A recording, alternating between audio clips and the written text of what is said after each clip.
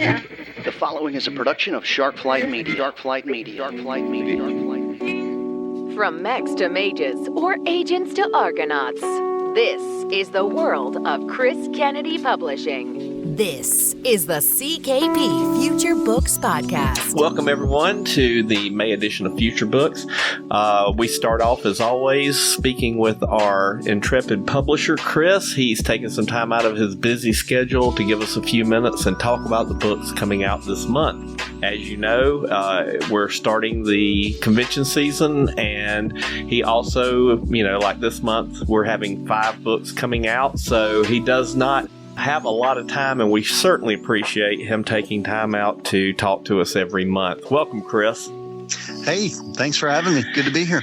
Well, we love having you here, and I tell you, this month is a very busy month. We have 5 books coming out, and they are all books that everyone should read. They're all very, very good.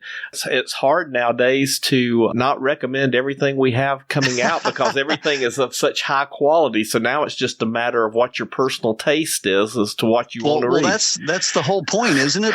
To have that have those kind of books and make sure they're all, that good and worth picking up and giving people choices. Well, and it's amazing, a publishing company that publishes books that are fun to read and don't preach to you. They actually tell a story. What a concept.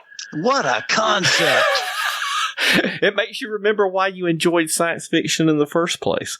Indeed. So, with no further ado, I think we will start off with our first book out in the month of May.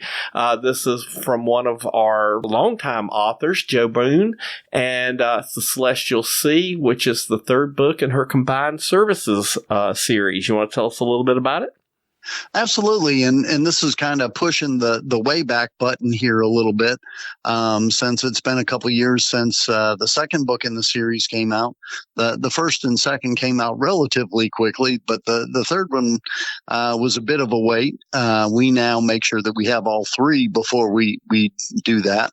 But this one's certainly worth the wait. And Jo is an excellent author and really, I think the last probably 3/4 of this book is action with a chance to breathe here and there. There's a lot going on. And it is a race to discovery while, trying to, stay alive. So it's a really neat book. I like it a lot. I told her, after I finished reading it that this is probably, the favorite book, my favorite book that I've read so far this year. And it's great to get back to all of those characters. It did take me, just a bit to get back into it since it's been so long and I've read, literally hundreds of books between then and now. So you may want to go back and read the first couple again or just jump right in because this is a great book and you're not going to want to miss it. Yeah, that was the comment I was going to make. This is a great series for somebody who's looking to dip their toes into CKP and the books we produce because there's only 3 in the series, and unlike the 93 of the Four Horsemen universe. Yeah, you don't have to make quite the commitment. This is more of a pig commitment or a hen commitment than a pig commitment. Right? I get it. So you don't have to invest the next 10 years of your life to get started. And she writes a great story. So I'm really happy to see Jo back. Like you said, it's been a while. And just to touch on something that you mentioned a second ago, one of the frustrations with being an avid reader is finding a series that you really like. You read the first book or even the 10th book, and you know that you're going to wait a minimum of a year before you can have the payoff, especially if it's one of the books where you kind of are left with a cliffhanger. You're going to wait a year for a payoff. That doesn't happen very often with CKP Publishing. We're to the point now where most of our series, if it's a 4 or 5 book series, you're going to get a book a month or a book every other month to scratch that itch. Absolutely. And this is, just cleaning up the way it used to be before we moved on to the sort of binge mentality where, you're promised 3 or more at a time, which, honestly, as a reader myself, I like better. I like being able to go through the series. One of the things that is frustrating to me as an author is writing for some of the trad pubs where you send them the book and then it gets published 2 years later. I'm a fan of instant gratification, and that's certainly where we've been trying to go with this. We'll see this again here in the next month when we get one from Chris Maddox, who this is the second book after 4 years. So we don't do that anymore, but we will bring you the ones that complete that set because they're great books. Yep. Just to expand on that for just 1 second more, the cool thing is we're starting to re-envision the way publishing is done. A lot of those constraints having to wait a year isn't that your authors can't write any faster. It's that there's only so many slots in a publishing schedule in traditional publishing. With electronic publishing and the ability to push your final product out as soon as you get done with it, it changes the whole way publishing can be done. And I think CKP is on the cutting edge of that. And I applaud you for that. Well, thank you. Appreciate it. Yeah. And that's definitely where we're trying to go with it. And I know that's a little inside baseball, so let's go back to let's go back to what's being published in May. So on May 10th, we have a new Four Horsemen epic novel, Companion to Ghost. This is one of Kacey Ezell's series, and she writes this with a companion author, David Shadoin. And I want to. It's like he says, it's not just a moniker, it's a descriptor. That makes me laugh every time you say it. It may be my favorite book in this little mini series that Kacey's been doing, these companion books. This is really well written, and every character is great, and it actually stabs you in the heart a couple of times. This is a very good book. I strongly encourage everybody who's listening to get this book. Kacey hits home runs with everything she does, but this is exceptional. Back. It's gone. So, do you have any comments on this book, or did I hit it too hard? No, that's you're totally on point with that. It's a great book that I'm really looking forward to getting out there. I will say that Marisa Wolf also shepherds this the companion novels. So because she was part of the one bringing Melissa Olthoff to you. So that one, they're both doing this. They take the junior authors, but Kacey got so involved with this one that she put an awful lot of words into it herself. Normally they're more mentoring. This time she was actively involved. So, you can definitely feel her presence in it. And it's a great book. It follows up some. The story is from one of the other books previously. So you'll recognize some of the characters and you'll recognize what they're talking about.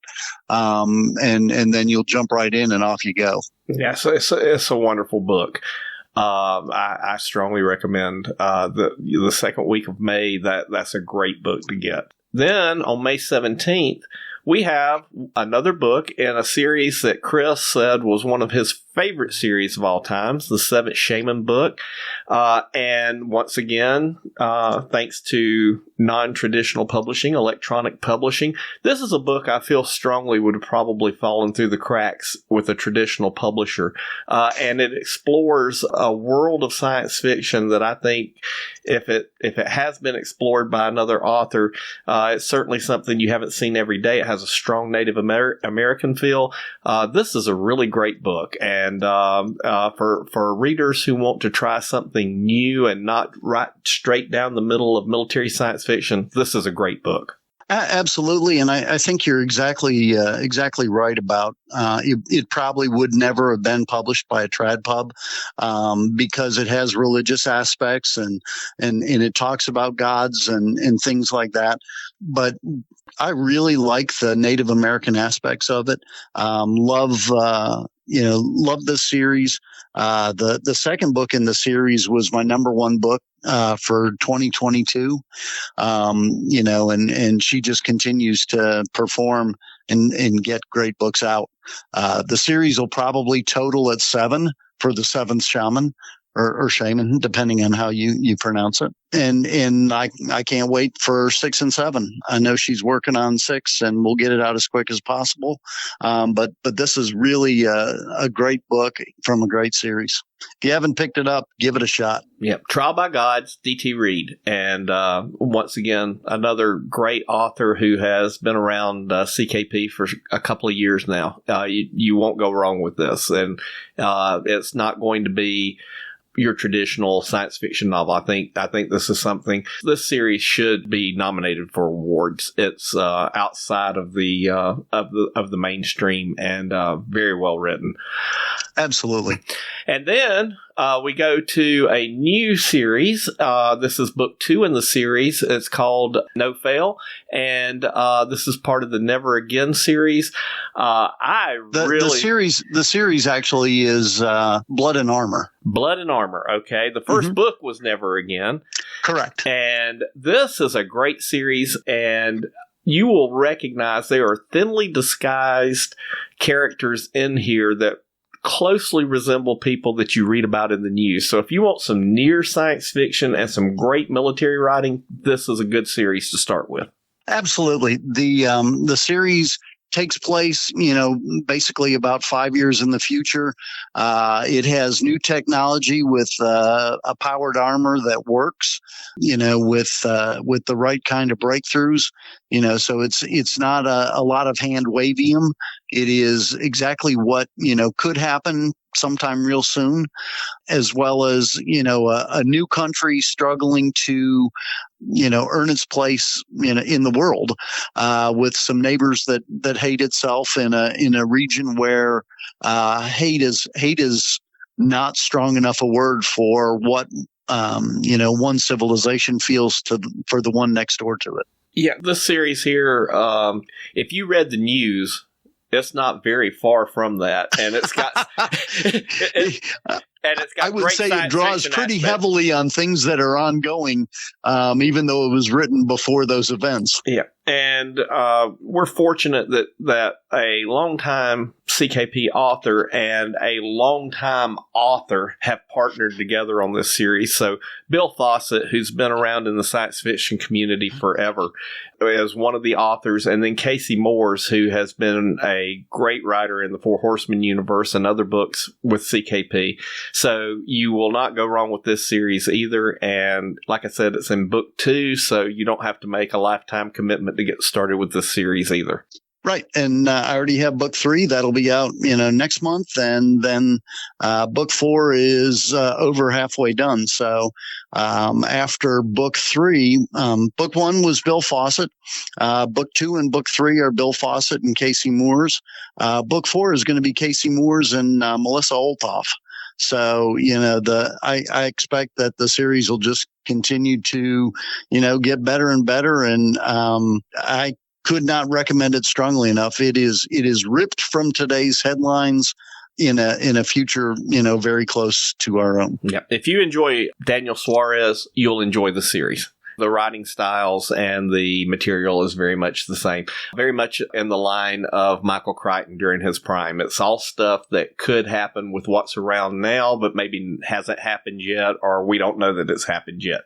So it's a great series. I think this will be something that our readers will enjoy a lot.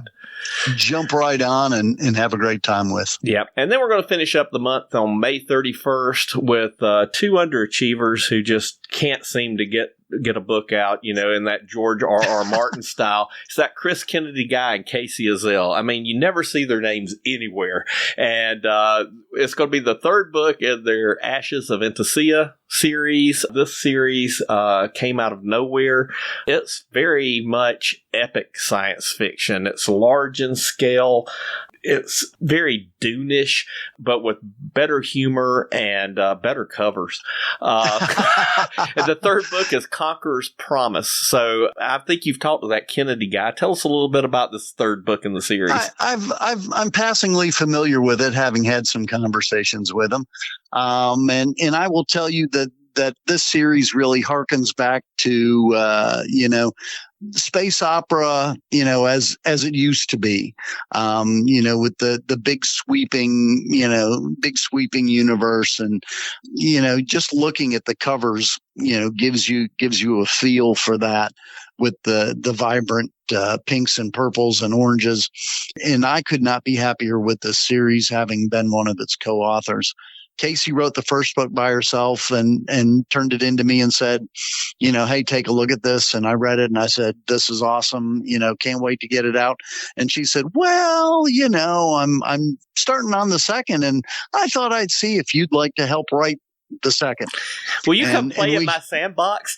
Yeah, basically was it. How'd you like to come over and play in my sandbox? Well, I'd really like to do that. And we had such a good time doing it that she said, well, why don't you stay around and write the third one too? And I said, okay, dokie. And we did, and we had a great time, and that'll be out next month.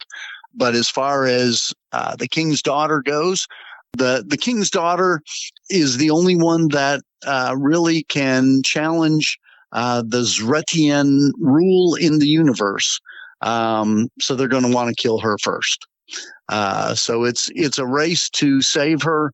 It is found family and in taking care of your found family. And it's a great story and a great series. So what a month. You got 5 books. They are widely varied in background. You can have straight military science fiction. You can have something that's off the beaten trail. You can have epic science fiction, or you can have near science fiction. What more can you ask for? And I'll tell you, every single one of them's great.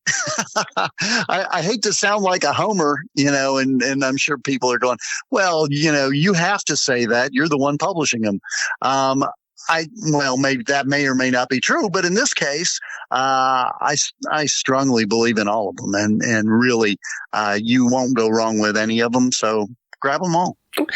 And that pretty much covers the month of May for what's coming out. And I wanted to take a minute and talk about, this is one of our favorite times of year starting up. This is what we affectionately call convention season. And con season, yay! So, we got Fantasy, we got Dragon Con, we've got regional cons across the country. And one of the things that has to be said about CKP authors, they are part of the fan community. Almost all of them became authors because they were true, avid, rabid fans of science fiction.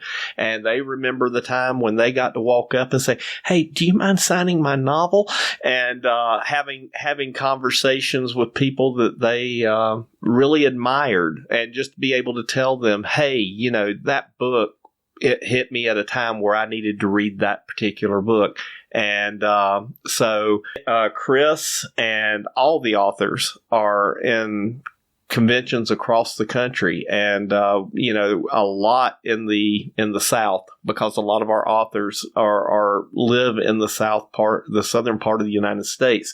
And Chris just got back from one of our conventions. So why don't you tell us a little bit about the convention schedule and the convention community, and how our readers can interact with the people that they've enjoyed reading for the last year or two.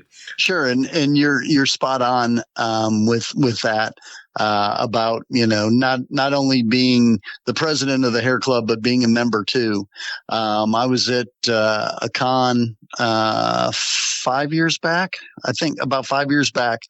and one of the most prolific authors in CKP. I'm not going to say his name, but he was there, and he had never met David Weber.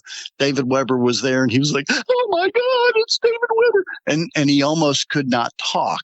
And I was like, "Well, I know David. The I'll nicest introduce guy you in to him." science fiction. Yeah, you don't have anything to be afraid of. He's a good guy, and so I walked up with this author and introduced him, and watched as he completely lost the ability to speak. And if you know any of the authors in CKP, I don't know a one that has a problem talking, especially talking about his books, or like in reading David Weber or something like that. But he just could not talk, and it was the funniest thing to see. So yes, we're all fans as well, and we react very well to fans because we are, and that's one of the reasons that we go out to cons is to meet the fans and interact with them and talk about the books, talk about different things that we like in fandom. Recently, for the last few years, it's been great going out and seeing fans of the Four Horsemen universe in uniform. I was at Fantasy here this past weekend, and we did a Four Horsemen dining in, where we had a big Phoenix feast and, complete with grog and all sorts of fun things. And we've done that, 4 or 5 times now with Fantasy. Fantasy is taking a hiatus next year, but it'll be back in 2026. So, make sure you put that on your schedule and come participate in whatever the 4HU feast is then. We'll be out of the Phoenix initiative, so it'll be something else. But we have great fun at the dining in. And if there's one thing that the CKP authors really enjoy, it's getting out to the different conventions and talking with fans. And, you're right. Most of them live in the South, but there are a few that are in the North, and there are quite a few in the Colorado Springs area. So they'll hit the conventions around there. We have some folks up in the Northeast now.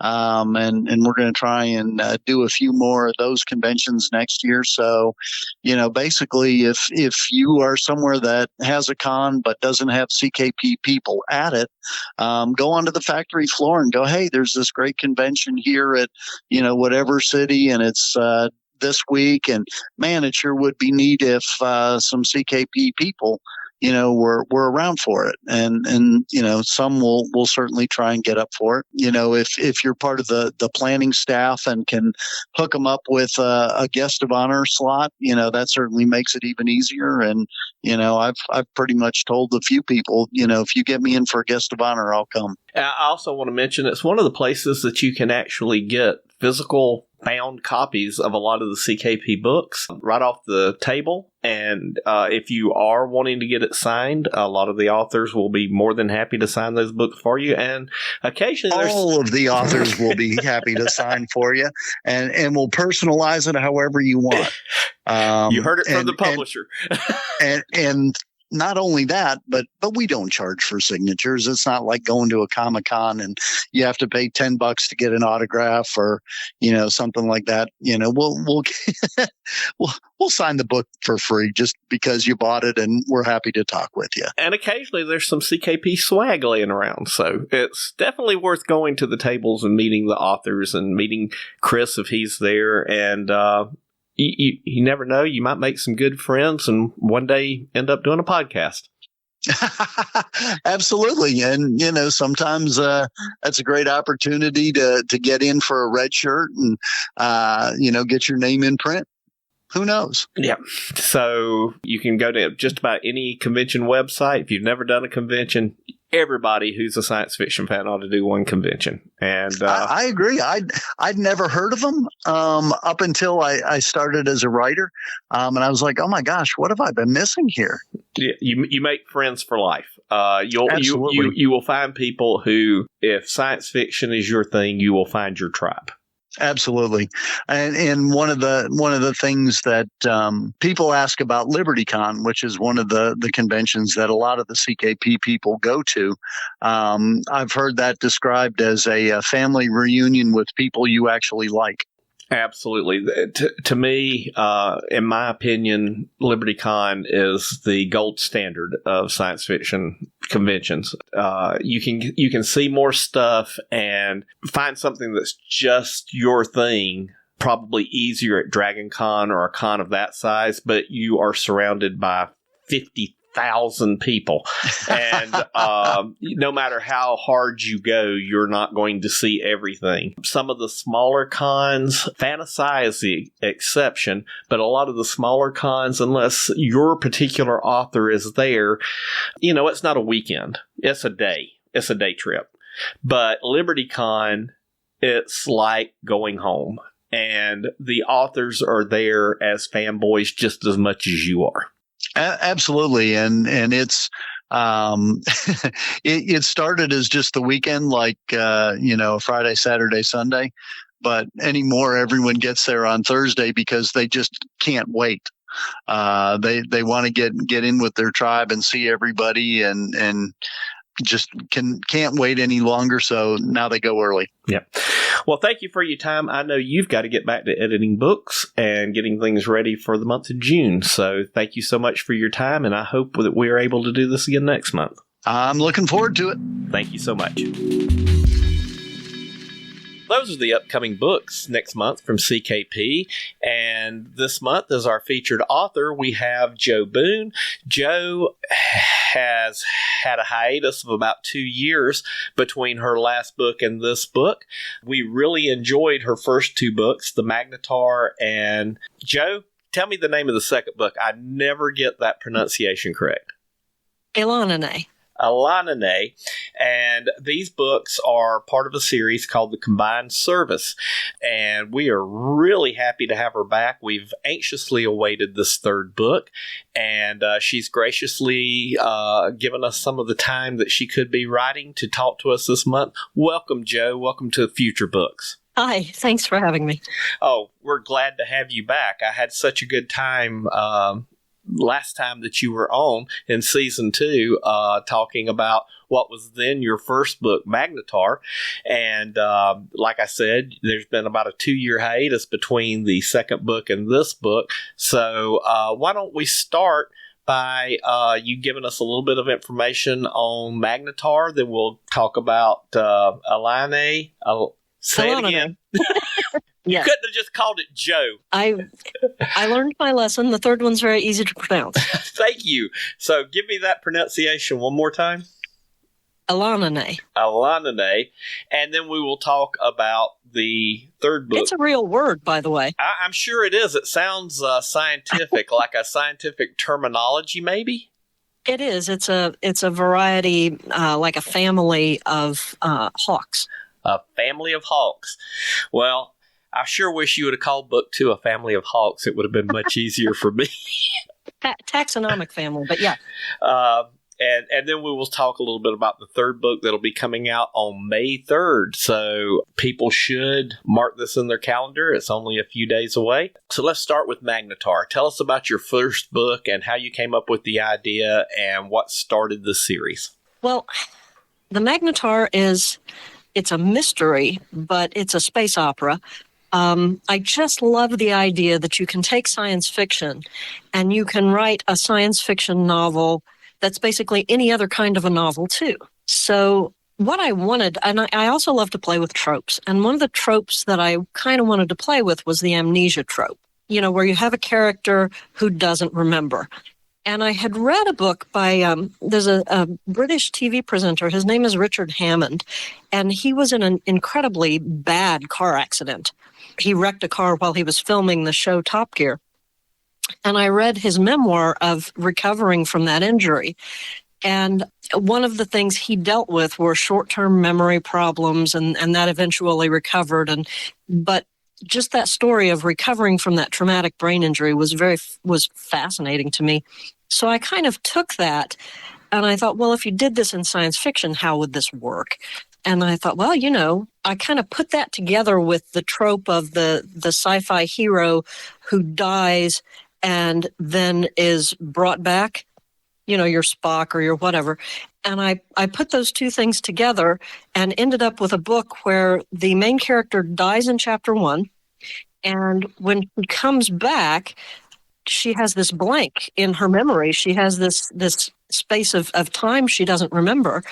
And she has to figure out what went on during that space. She has to, solve her own little mystery there. So, And as I remember it, it's a great not only mystery, but there's a lot of action and adventure that goes on in this novel.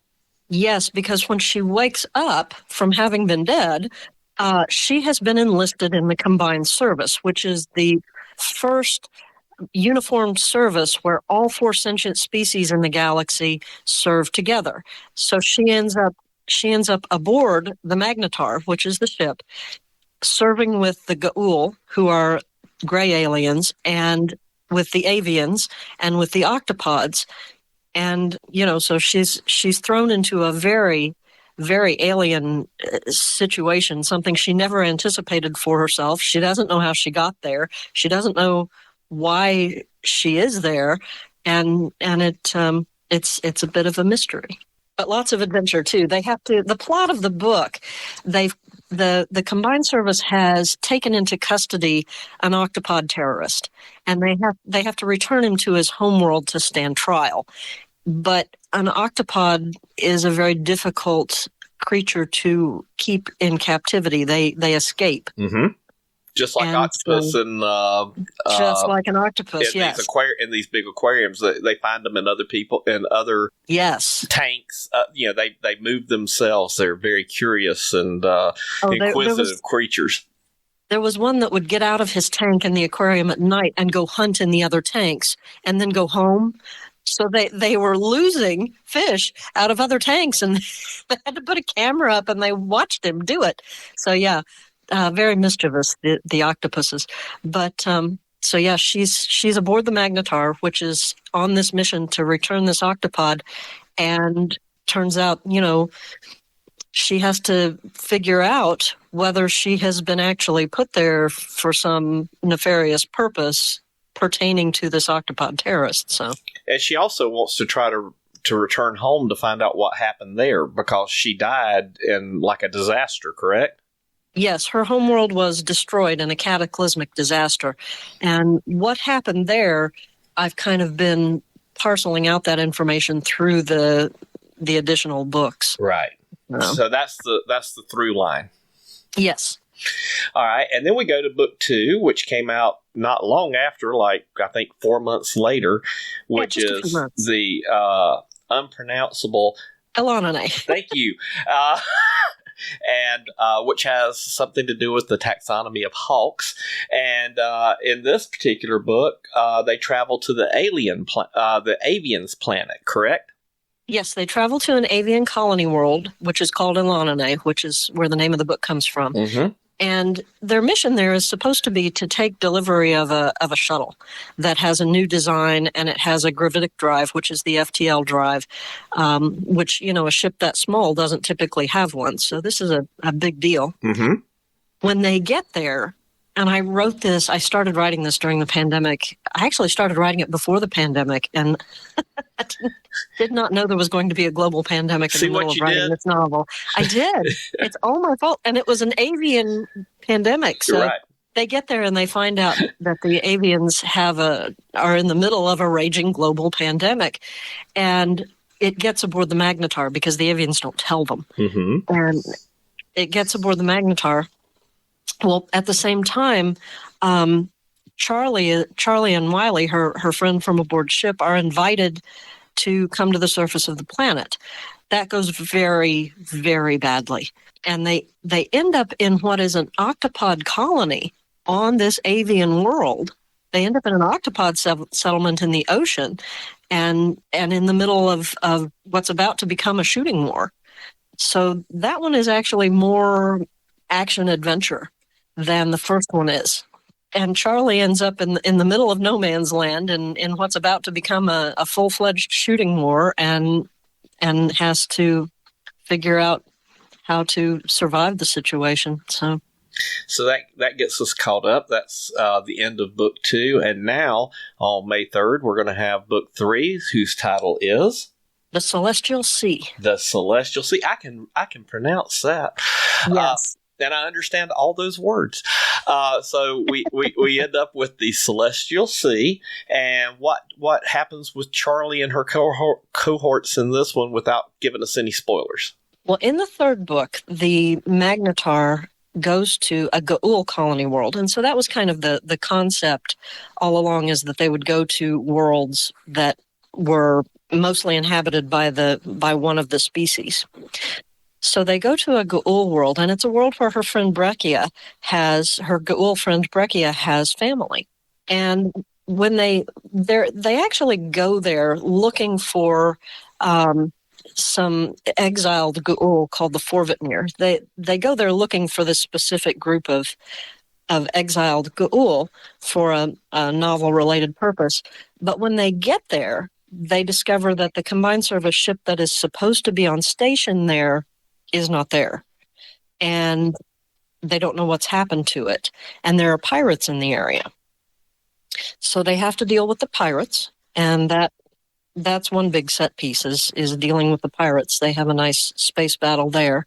They go to Garroar, which is the Ga'ul colony world, and Charlie is not all that anxious after what happened on Alanine. She's really not excited about going to the surface of another planet, of another world.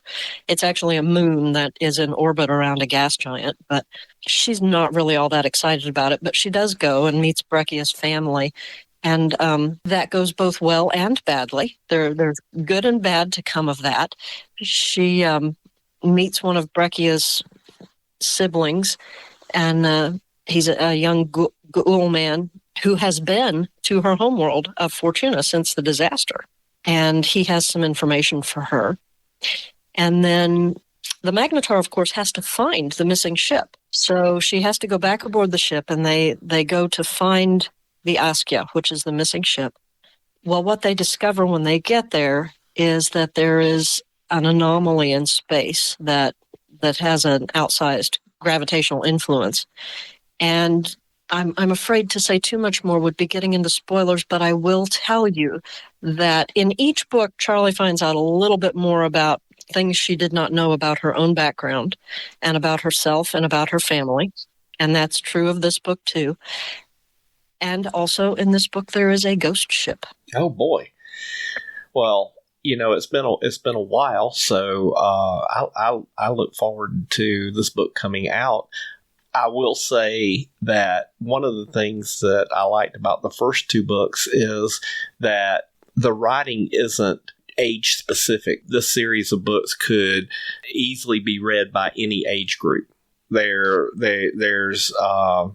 the stories and the adventures, I think, could be exciting for both young adults and adults. And I find that a very hard thing to do. If you a lot of authors write primarily for young adults, and there's not enough meat there for the adults to get a lot of enjoyment out of.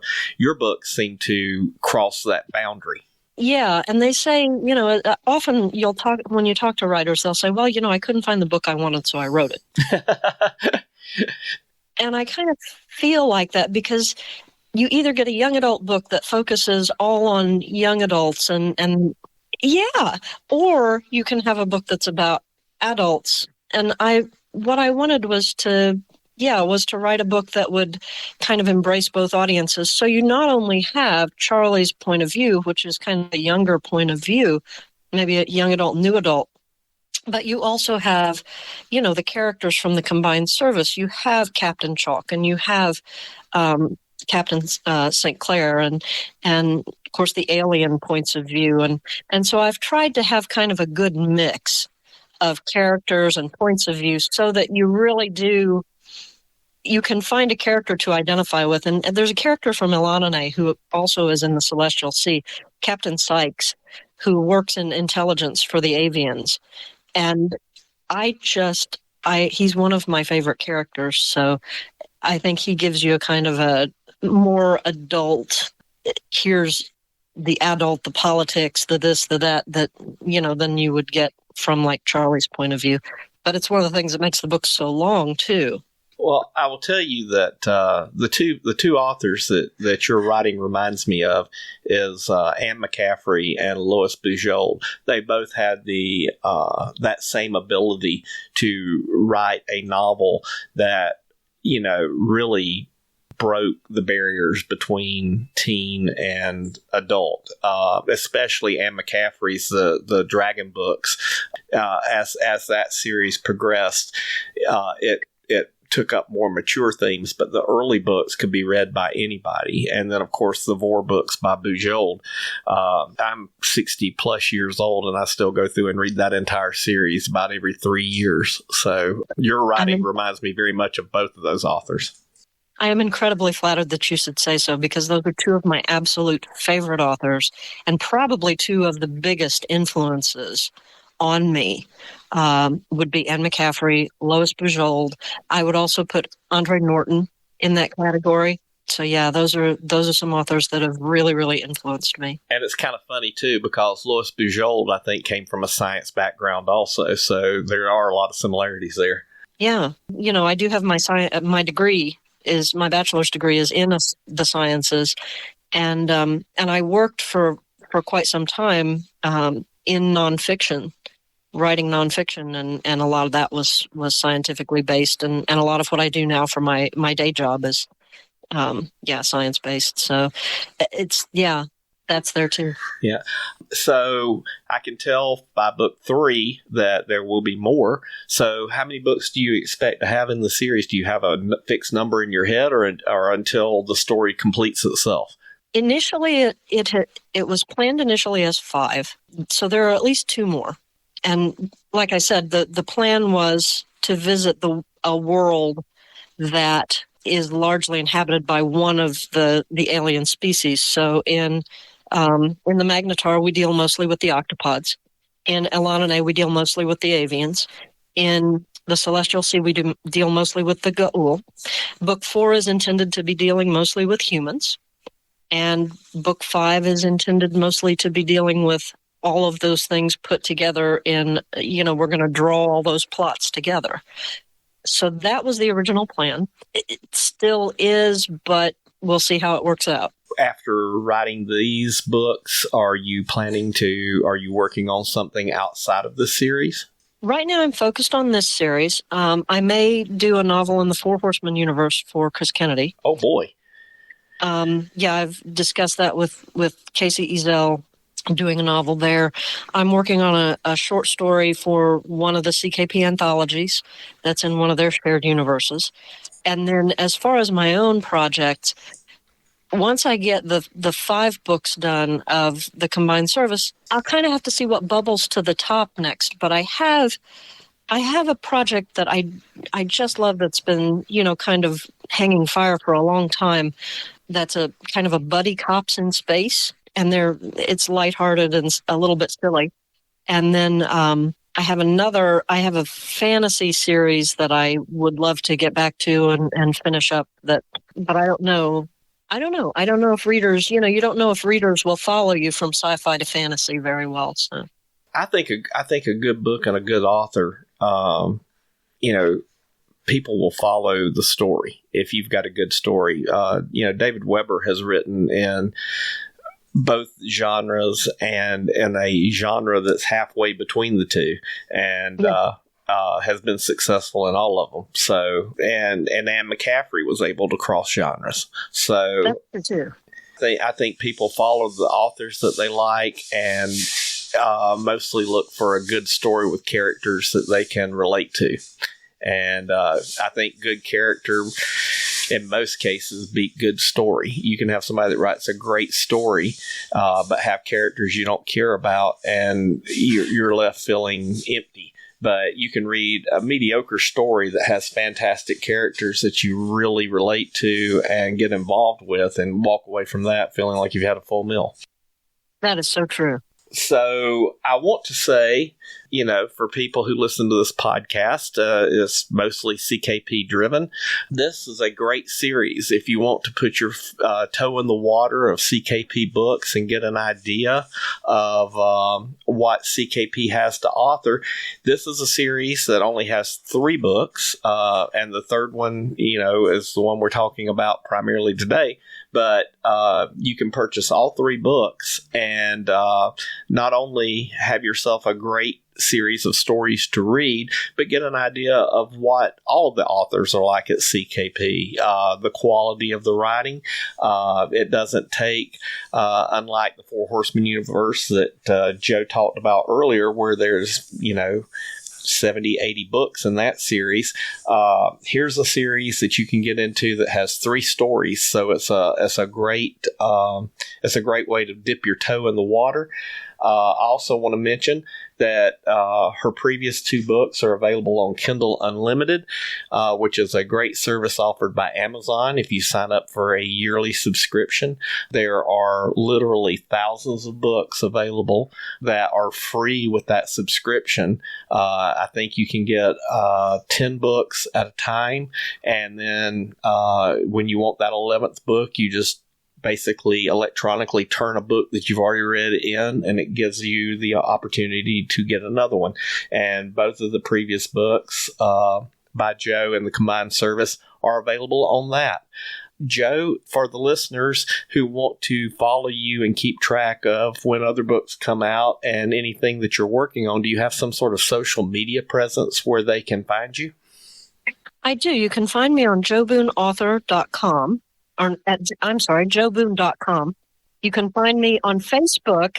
I'm Jo Boone Author. And if you hang out in both of those places, you'll find links to my newsletter, which is on Substack. It's called Jo Boone Reads and Writes, and every month I let you know what I'm reading and what I'm writing. So, Well, that's a great segue, because one of the questions that we ask every month on the podcast now is for our authors to recommend a book that is important to them, or that they found super interesting, or that they like to recommend to people. So do you have a book that you'd like to recommend this month to our readers? Well, I would say one of the most fun books I've read lately, and this is going to sound really strange, is called How to Be Perfect: The Correct Answer to Every Moral Question.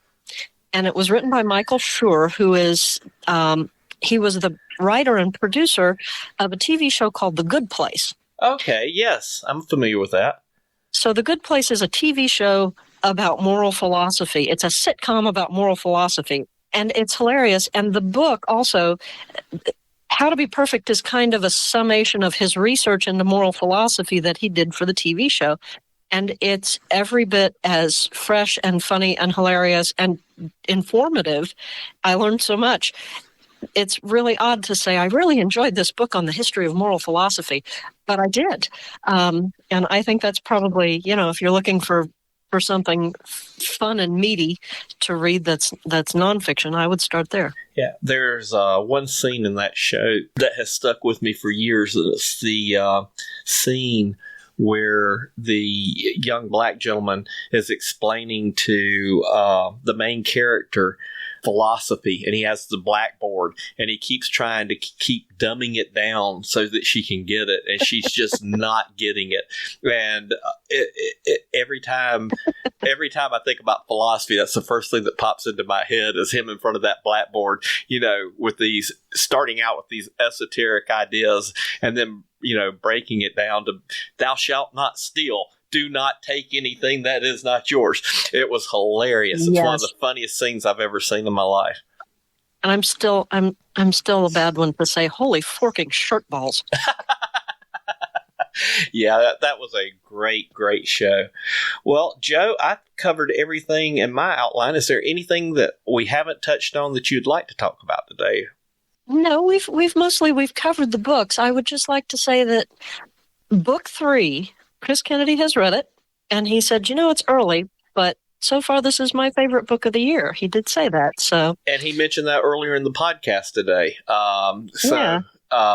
It's a good one, and that's high praise, because he spoke about this book in the same manner that he spoke about the first 7th Shaman book, which he really enjoyed.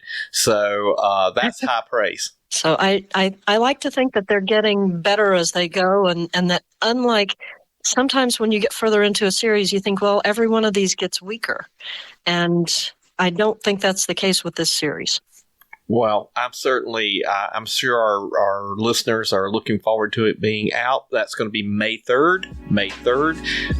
That would be a great beach read for those of you that will be going on vacation. And Jo, thank you so much for coming out and talking to us again. It's been too long, and I hope it's not 2 years next time. I hope not as well. Thank you so much. Thank you. You've been listening to the CKP Future Books podcast with host Randall Willis. If you enjoyed this podcast, please consider leaving it a review on Apple Podcasts, Google Podcasts, or wherever you subscribe.